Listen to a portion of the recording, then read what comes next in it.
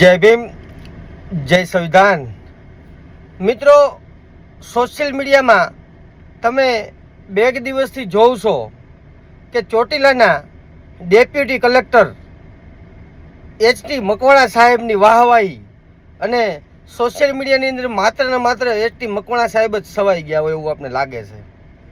કારણ શું કામે આવું લોકો એની વાહવાહી કરે છે? ન્યૂઝવાળા મકવાણા સાહેબની જે કામગીરી લોકોને જે એમની પ્રત્યે લાગણી છે, શું કામે આ સોશિયલ મીડિયામાં આટલું બધું ચગાવે છે? ચોટીલાના ડેપ્યુટી કલેક્ટર બન્યા પછી મકવાણા સાહેબે સાચા અર્થમાં જે કામગીરી કરવી પડે એ કામગીરી કરી, લોકોના જે પ્રશ્નો હતા એ હલ કર્યા, ભૂમાફિયાઓને એની નાની યાદ કરાવી, બુટલેગરોને, 2 નંબરના ધંધા કરવાવાળાને, ખનિજ માફિયાઓને અને જે કહેવાતા જે ભ્રષ્ટાચારીઓ અધિકારી છે એમને પણ એમની ફરજનું ભાન કરાવ્યું, લોકોના દિલમાં એવડી મોટી જગ્યા બનાવી કે આજે એમની બદલી થઈ તો લોકો રોયા, ખૂબ જ રોયા। નાના બાળકો પણ હૃદયથી એમની લાગણી ઉદ્ભવી અને લોકોની આંખમાંથી આંસુ બંધ ન થયા। તો લોકો તો આવા જ અધિકારી માગે છે, ભ્રષ્ટાચાર ન કરતા હોય, લોકોના કામ કરતા હોય, જે ભૂમાફિયા હોય, બુટલેગર હોય, ગુંડા તત્વો હોય, જે ગેંગુ ચલાવતા હોય, જે ખનિજ માફિયાઓ હોય, આ લોકોની વિરુદ્ધ સખત કાર્યવાહી કરે। પણ અમારે અમરેલી જિલ્લો છે એમની તમને થોડીક વાત કરી દઉં। આવું તો લગભગ મારા જીવનકાળ દરમિયાન કોઈ દિવસ નથી બન્યું અમરેલીમાં કે આવા કોઈ નિષ્ઠાવાન અધિકારી આવ્યા હોય અને અમને એની વાહવાહી, એમની ખુશામત કરવાની ફરજ પડી હોય। અમારે આવી ખુશામત કરવી છે, અમારે કોઈ અધિકારીની વાહવાહી કરવી છે, પણ અમરેલી જિલ્લો રાજકીય લેવલે એટલો વખણાયેલો જિલ્લો છે કે લોકોના મોઢે તમે અવારનવાર સાંભળતા જો કે અમરેલીનું રાજકારણ એટલે છેલ્લી ક્વોલિટીનું રાજકારણ, કે જે સારો વ્યક્તિ કોઈ દિવસ ટકી ન શકે અને સારા વ્યક્તિને કોઈ દિવસ અહીંયા આવવા ન દે। આપણે જે કાંઈ અધિકારીઓ છે એની ઉપર શંકા નથી કરતા, પણ આ અધિકારીઓ માત્ર ને માત્ર ક્યાંક ને ક્યાંક એની નોકરી બચાવતા હોય એવું અમને લાગે છે। એનો નોકરીનો સમય એ કાઢવા જ માગતા હોય કે અહીંયાથી જલ્દી અમે છૂટીએ તો અમે કંઈક સારા કામ કરી શકીએ। કે આજે કોઈ પણ નોકરિયાત છે, કોઈ પણ ક્લાસ 1 હોય, 2 હોય કે 3 હોય, આ લોકોના પરિવાર તો હોય જ છે ને ભાઈ। દરેક વ્યક્તિને પોતાના પરિવારની ચિંતા હોય જ।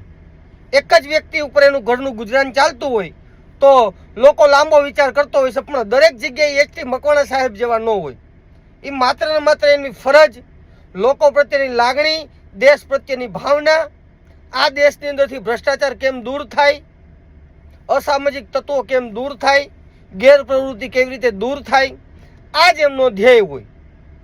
હવે આપણે એક વાત એ લઈ લઈએ કે હમણાં તમને ખબર છે 15મી ઓગસ્ટનો જે સ્વાતંત્ર્ય દિવસ ગયો, જે રાજ્ય કક્ષાનો કાર્યક્રમ અમારા અમરેલી જિલ્લાની અંદર થયો, એટલે કે અમરેલીમાં થયો, તો આપને સૂત્રો દ્વારા એવી માહિતી મળી છે કે 40 થી 45 કરોડ રૂપિયા આ રાજ્ય કક્ષાના કાર્યક્રમ પાછળ વાપરવામાં આવ્યા।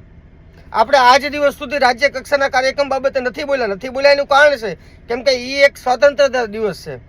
આપને જે દિવસે આઝાદી મળી એનો મહોત્સવ હતો, પર્વ હતો। આપણા ખુદના માટે ખુશીનો માહોલ હોવો જોઈએ, આપને ખુદને ખુશી હોવી પડે કે અમારા અમરેલી જિલ્લાની અંદર આવડો મોટો પર્વ ઉજવવામાં આવ્યો। પણ આજે આ પર્વની આડની અંદર કેટલો મોટો ભ્રષ્ટાચાર થયો છે એ લોકોને ખ્યાલ જ નથી। અને આ સરકારને, આ અમરેલીનું તંત્ર એ 40 થી 45 કરોડનો હિસાબ કોઈ દિવસ જાહેર નહીં કરે। કેમ કે મારા અંદાજે, જો હું માનું છું ત્યાં સુધી, આ 40 થી 45 કરોડનો ખર્ચો હશે તો એની અંદર ઘણા ખરા પૈસા ખવાઈ ગયા છે। કેમ કે ભ્રષ્ટાચારની અંદર અમારા અમરેલી જિલ્લો આગળ છે। ઘણી જગ્યાએ મેં ગૌચરની જમીન બાબતે ફરિયાદો કરેલી છે, છતાં એની અંદર કોઈ કાર્યવાહી થતી નથી। માત્ર ને માત્ર રાજકીય ઈશારે જ કામ થાય છે અમરેલી જિલ્લાની અંદર, અમને ખ્યાલ છે। રાજકીય ઈશારે કોઈ ગંભીરમાં ગંભીર ફરિયાદ કોઈ પણની વિરુદ્ધ કરવી હોય તો આ તંત્ર કરી નાખે, અમને ખ્યાલ છે, કેમ કે ખુદ મારી ઉપર થઈ છે લૂંટની ફરિયાદ.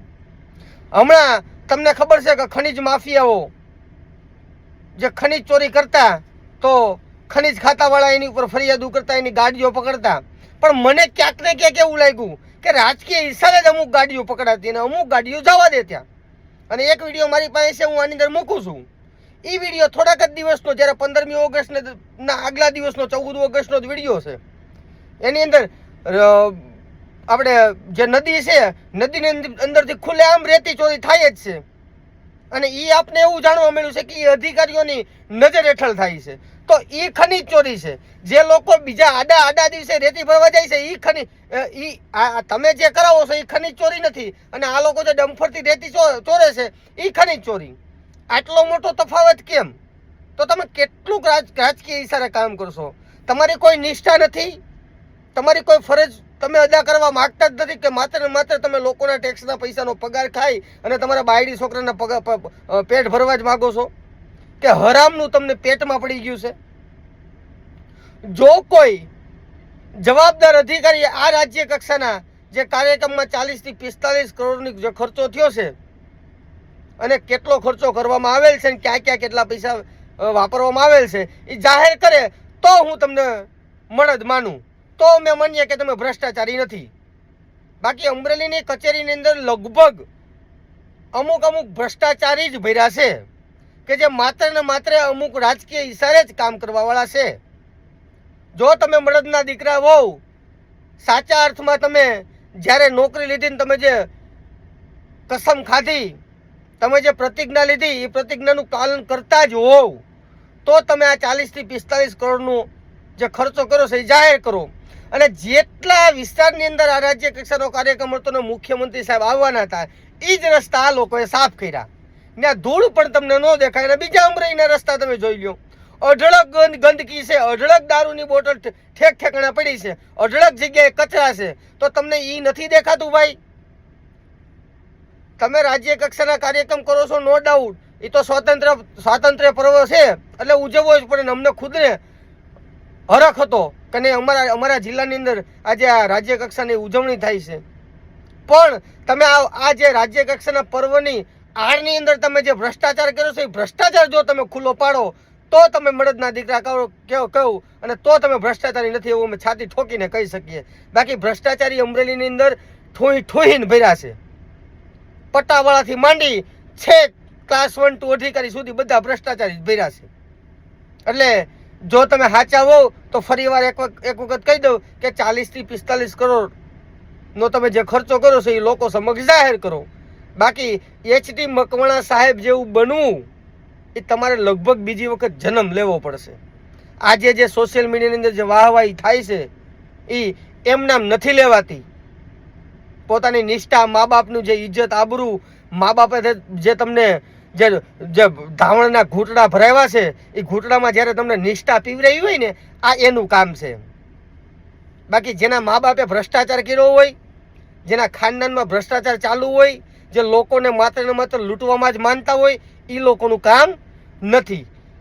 વધારે વાત નથી કરતો, પણ માનનીય એસટી મકવાણા સાહેબની જે જનતાને આપણે ખૂબ ખૂબ ધન્યવાદ પાઠવીએ છીએ અને સાહેબની નિષ્ઠાને સો સલામ કરીએ છીએ કે અમને પણ એસટી મકવાણા સાહેબ જેવા કલેક્ટર સાહેબ મળે એવી અમે આશા રાખીએ છીએ. જય ભીમ, જય સંવિધાન, જય ભારત.